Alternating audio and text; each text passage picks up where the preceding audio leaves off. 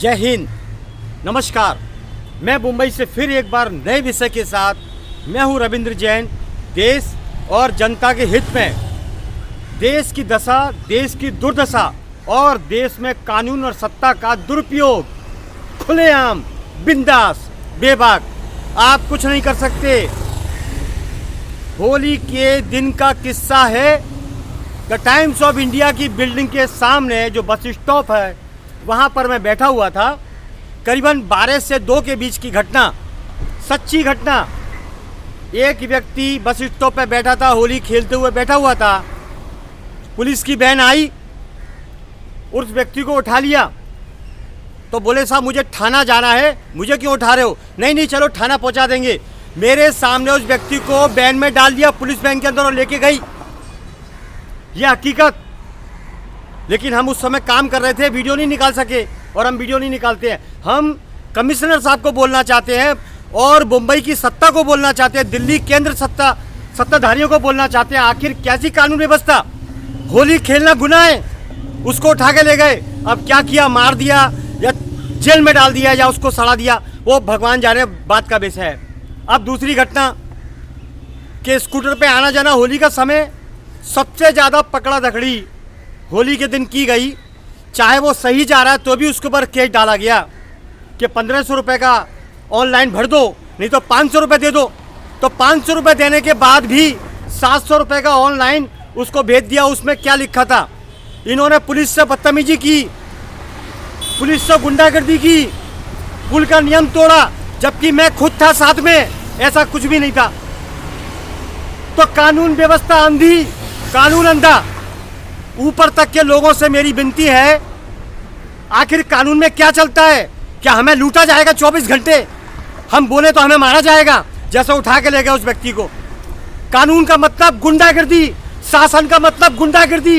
ये नहीं चलेगा ज़्यादा से ज़्यादा।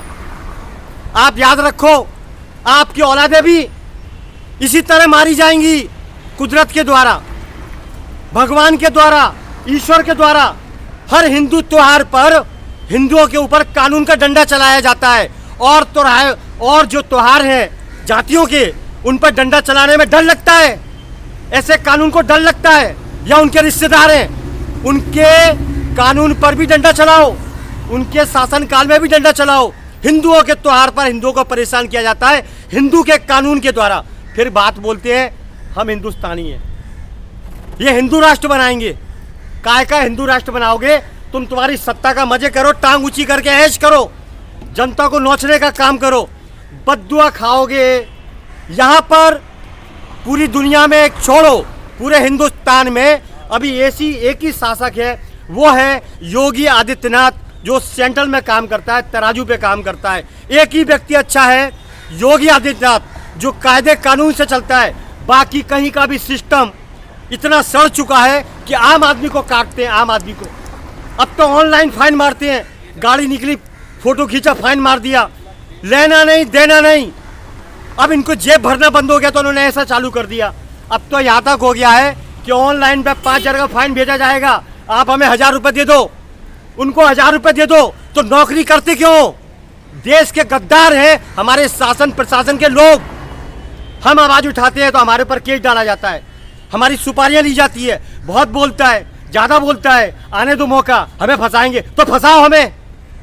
अरे शर्म करो, अपनी वर्दी का, इज्जत का नीलाम मत करो। सरकार में बैठे लोग व्यवस्थित होना चाहिए, अन्यथा देश का कानून और देश फिर गुलाम होगा 100%। ये बद्दुआ खाते हैं शासन प्रशासन में बैठे अय्यास लोगों की वजह से। देश की दुर्दशा हो गई, देश की दशा बदल गई। अरे कैसा योद्धाओं का भारत बनेगा? नाश कर दिया भारत के इतिहास का। ये शिवाजी महाराज का देश, अहिल्याबाई का देश, रानी लक्ष्मीबाई का देश आज कैसा बना दिया। हर जगह लूट रहे हैं।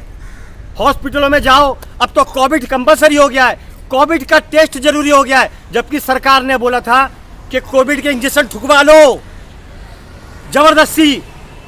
लेकिन फिर भी अभी हर हॉस्पिटल में एजेंडा बन गया, साहब कोविड टेस्ट करना है, 1200 रुपये भर दो। मजाक बना रखा है, मजाक बना रखा है। आदमी के पास पैसा है नहीं है, जो 2-3 लाख रुपए जो बैंक में बैलेंस रहता है, वो किसी भी बीमारी में ये डॉक्टर लोग खा जाते हैं, हॉस्पिटल वाले खा जाते हैं और बचा कुचा कानून के लोग खा जाते हैं। कितनी बद्दुआ खाओगे अपना घर सजाने में, अपनी औलादों को अय्याशी में डुबोने में। कर्म का फल तो भुगतना पड़ेगा, ऊपर वाला देखता है। ऊपर देर है अंधेर नहीं। मैं कानून के लोगों को, शासन प्रशासन के लोगों को एक बात बोलना चाहता हूँ, मुझे मार दो, तुम लोग तैयारी में बैठे हो, मेरी सुपारी की तैयारी में बैठे हो। जैसे किसी को भी फंसाना हो उसको ड्रग्स खिला दो, उसको दारू पिला दो, उसकी जेब में पुड़िया रख दो और कह दो साहब ये फंसा दिया, ये ड्रग का धंधा करता है। ऐसा कानून थू, ऐसे शासन प्रशासन में बैठे हुए लोग थू, हम थूकते हैं। हम राजाओं की औलाद हैं, हम क्षत्रिय राजपूत हैं, हम ऐसा गंदा काम नहीं करते। हम देश की सेवा करते हैं लेकिन अपने पैसों पर करते हैं। या तो सरकार का पैसा खाते हैं, वसूली करते हैं, फिर भी गद्दारी करते हैं जनता से और देश से। ऐसे लोगों को सजा नहीं होती। मेरी विनती है माननीय सर्वोच्च न्यायालय, अरे आवाज तो सुनो हमारी। आपकी कोर्ट में मिलती है तारीख पर तारीख, होटलों में मिलती है टेस्टिंग पर टेस्टिंग। आम आदमी का जीना दुश्वार हो चुका है। आप लोग बाहर आके देखो, जनता की तकलीफ को देखो। जनता मोहताज हो चुकी है खाने को। ये निवाला तक छीन लेते हैं, ये रोटी तक छीन लेते हैं। बस गलत काम करवा लो इनसे, ड्रग्स बिकवा लो, हर काम के गैर कानूनी धंधे करवा लो, उनको छूट है। बस वसूली करते जाओ, उन्हें पैसा देते जाओ और कोई भी गलत काम करो। अरे मार भी दोगे तो भी परवाह नहीं। ऐसी स्थिति कानून व्यवस्था की, किसी का मर्डर करना है तो दे दो, 2-3 लाख रुपए दे दो और मर्डर कर दो, कोई कानून बिगाड़ेगा नहीं आपका कुछ भी। ऐसी गंदी दशा, ये महानगर में ऐसा हाल, आर्थिक नगरी बोलते हैं, नाम खराब कर दिया कानून और सत्ता ने। सच्ची घटना है, हम झूठ क्यों बोले। हम कायर नहीं है, डरते नहीं है किसी से। मारो हमको, कितना मारोगे। एक दिन ऐसा ऊपर वाले का चक्कर चलेगा, आपकी पीढ़ियां साफ हो जाएगी, आपका वंश विनाश हो जाएगा। पब्लिक को हैरान कर दिया है, हैरान कर दिया है। कोविड जरूरी कर दिया हॉस्पिटल के अंदर, 1200 रुपए का कोविड जरूरी है, चाहे वो बीमार हो कि नहीं हो। शर्म आनी चाहिए। 2-3 लाख 5 लाख आदमी जोड़ के रखता है कि अपने बेटे की शादी कराएगा, अपनी बेटी की शादी कराएगा, लेकिन हॉस्पिटल के दरिंदे उनको भी खा जाते हैं। जो बचा वो शासन प्रशासन के दरिंदे खा जाते हैं। धिक्कार है, धिक्कार है। योगी आदित्यनाथ अगर मेरी आवाज सुनते हैं तो देश के प्रधानमंत्री बनिए, अन्यथा भारत फिर गुलाम होगा, 100% गुलाम होगा। और मैं चाहता हूं ऐसी अगर स्थिति रही तो गुलामी ठीक था।